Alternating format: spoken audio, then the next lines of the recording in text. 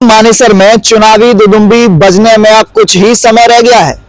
ऐसे में जब आप सड़कों से गुजरेंगे तो आपको बड़े बड़े बोर्ड दिखाई देंगे। होर्डिंग में साफ लिखा होगा नगर निगम से प्रत्याशी। अब ऐसे में सवाल एक खड़ा होता है कि कौन कितनी मजबूती के साथ चुनावी मैदान में खड़ा है।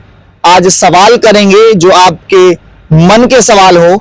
हमारे साथ नगर निगम मानेसर से चुनाव की तैयारी कर रहे, दावा कर रहे प्रवीण मलिक मौजूद है। प्रवीण से सवाल करेंगे और मलिक साहब जानेंगे आपसे कि असल में आपने चुनाव का मन बना लिया है, तो क्या सोचकर आपने चुनाव का मन बनाया कि चुनाव तो लड़ना है? नहीं, जैसे मैंने बताया आपको अभी जी, ये तो संवैधानिक अधिकार है सबके लिए।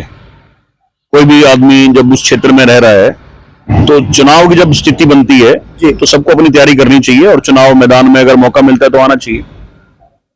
अच्छा, एक अहिरवाल बेल्ट बोलते हैं इसे, कहा जाता है कि अहिरवालों का एरिया है जहां पर आप बोर्ड पे भी देखेंगे तो तमाम वो यादव जो वोटर है, जो चुनाव लड़ रहे हैं, प्रत्याशी हैं, वो चुनावी मैदान में यहाँ पर खड़े होते हैं।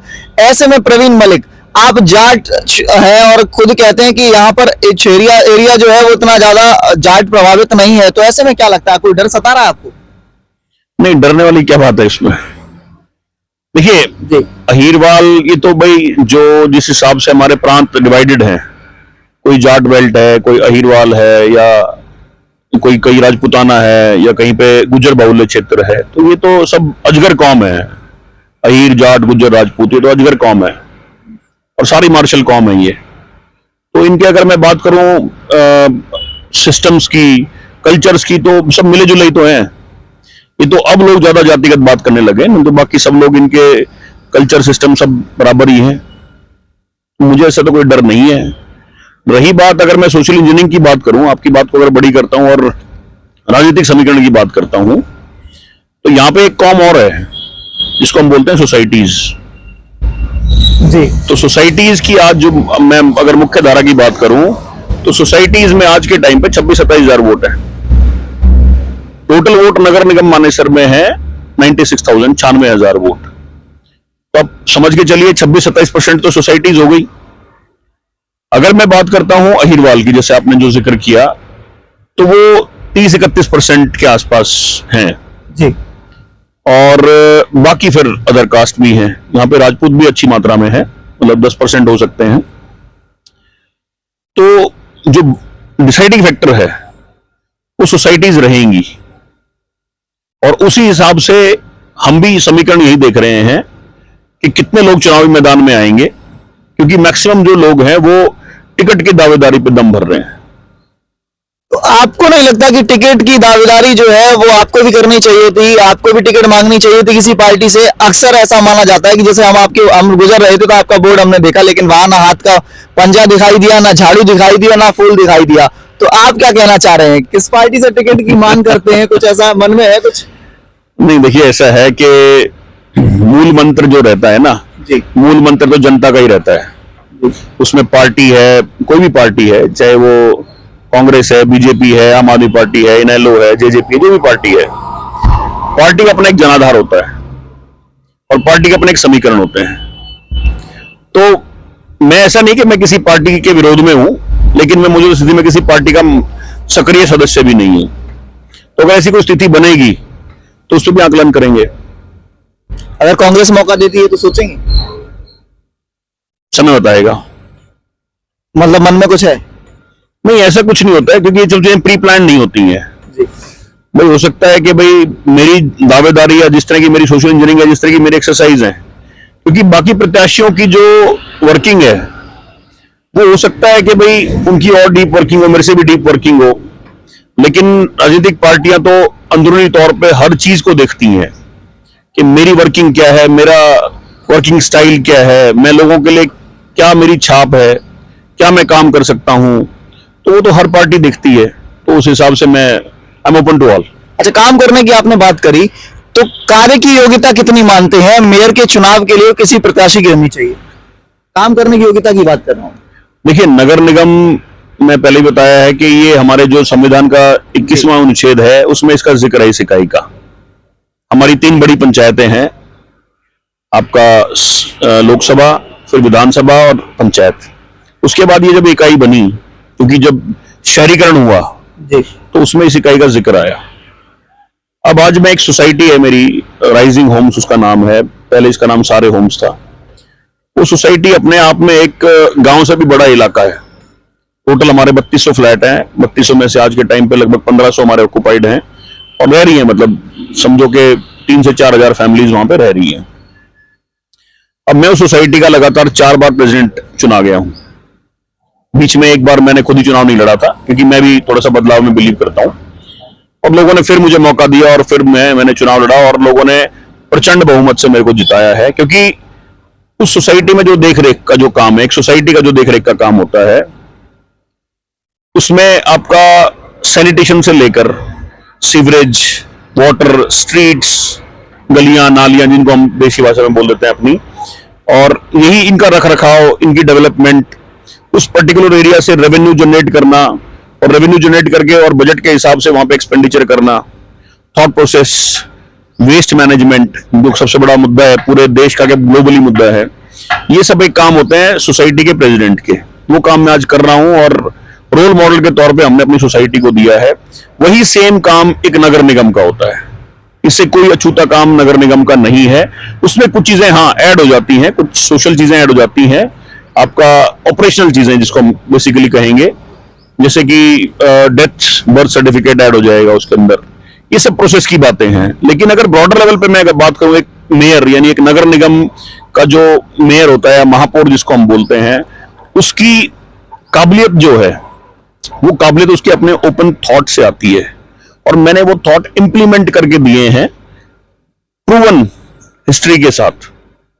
मेरी सोसाइटी में अगर आज बात करेंगे वेस्ट मैनेजमेंट के नाम पे, हम 2020 से, जब तो नगर निगम बना भी नहीं था, तब से हम वेस्ट मैनेजमेंट कर रहे हैं। और हर घर से मेरे यहाँ सूखा, गीला, अलग अलग कूड़ा इकट्ठा होता है, और गीले कूड़े से हम पत्तों, जो हमारे ये प्लांट वेस्ट, हॉर्टिकल्चर वेस्ट है, इसकी सहायता से हम खाद बनाते हैं। लगभग 7.5 लाख किलो वेस्ट को हमने बंदवाड़ी में जाने से रोका है। वही काम नगर निगम का भी है। फिर मैं बात करता हूं आपकी वाटर कंजर्वेशन की। जी।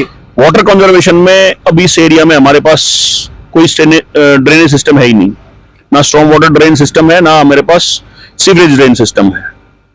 हर सोसाइटी से जो एक्सेस वाटर है एसटीपी का, लगभग 2 लाख लीटर निकलता है।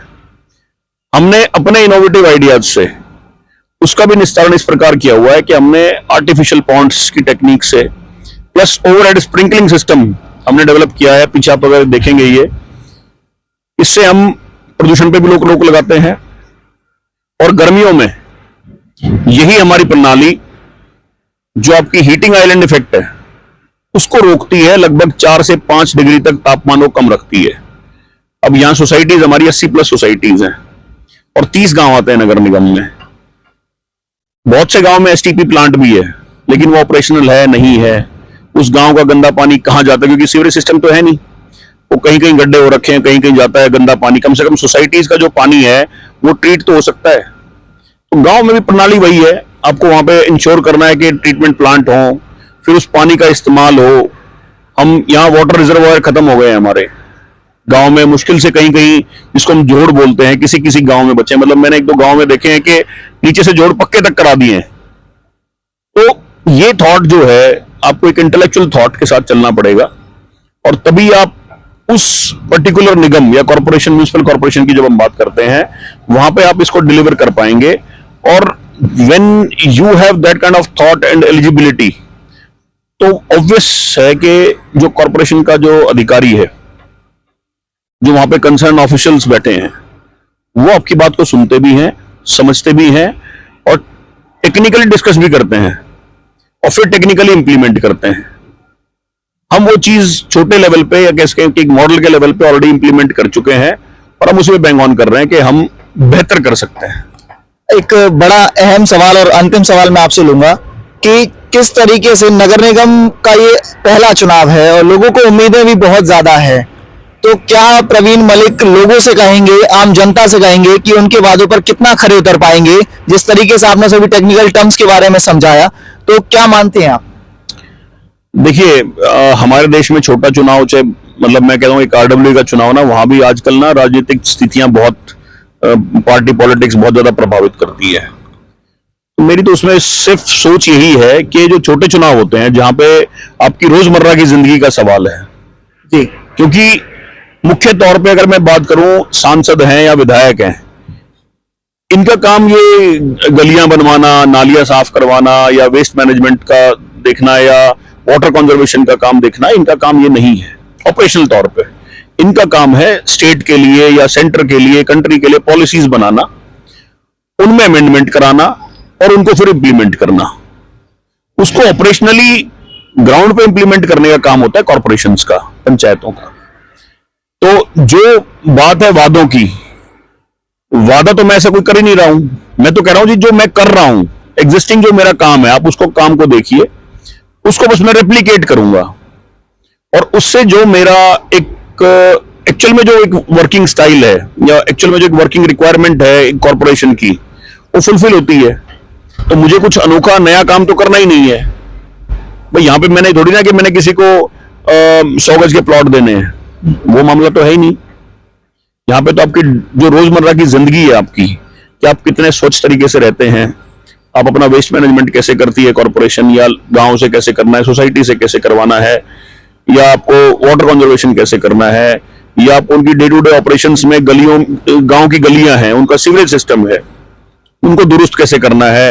अब मैंने देखा है कि लेवल जो है, लेवल अपसाइड है किसी किसी गांव में, और वहां पे पाइपलाइन डाल दी है जो कि रिवर्स उसमें पंपिंग करने की जरूरत पड़ रही है। तो ये सब बेसिक्स हैं, ये इंजीनियरिंग के बेसिक्स हैं। और मेरे माँ बाप के आशीर्वाद से और बाकी के उनसे तो मेरी इतनी एजुकेशन है कि मैं इंजीनियरिंग भी समझता हूँ, मैं मैनेजमेंट भी समझता हूँ और मैं कानून भी समझता हूँ। तीनों में डिग्रियां ली हुई आप? हाँ, मेरे पास तीनों डिग्रियां हैं। मैं बीटेक मैकेनिकल, MBA ऑपरेशंस और लॉ ग्रेजुएट। बहुत बहुत धन्यवाद हमसे बातचीत करने के लिए। आपको बता दें, नगर निगम मानेसर से चुनाव की तैयारी कर रहे प्रवीण मलिक हमारे साथ थे। तमाम वो सवाल किए जो आपके हिस्से के सवाल थे। लगातार हम इस तरह की अपडेट आप तक पहुंचाते रहेंगे। आप बने रहिए हमारे साथ। धन्यवाद।